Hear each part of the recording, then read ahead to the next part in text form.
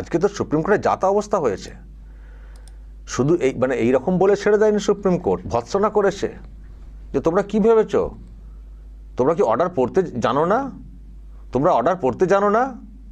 তোমাদেরকে বলেছিলাম যে নতুন পুরনো সব একসঙ্গে মিশিয়ে পরীক্ষাতে বসাবে, নতুন পদ তৈরি করে বলে সবাইকে একসঙ্গে মিশিয়ে, এটা বলা হয়েছিল। তোমাদেরকে বলেছিলাম যে রুল চেঞ্জ করবে, যারা 2016 প্যানেলে যারা চাকরি পেয়েছেন, যাদেরকে নতুন করে নিয়োগের কথা বলা হচ্ছে, এটা কি বলা হয়েছিল যে এখন নতুন করে নিয়ম চেঞ্জ করে নিয়োগ করবে, বলা হয়েছিল? দুটো লাইন পড়ে বুঝতে পারে না, নতুন নিয়ম করতে গেছে। খুব ঝেড়েছে সুপ্রিম কোর্ট, আজকে প্রচুর ঝেড়েছে, দিয়ে বলেছে যাও সব হাইকোর্টে যাও, সব হাইকোর্টে মামলা, ওখানে হিয়ারিং হবে, যাও ওখানে যাও, যাও ওখানে যাও। তো কল্যাণ ব্যানার্জি এবং কপিল সিব্বল আজকে একেবারে কাঁচুমাচু অবস্থা, যাচ্ছে তাই অবস্থা হওয়ারই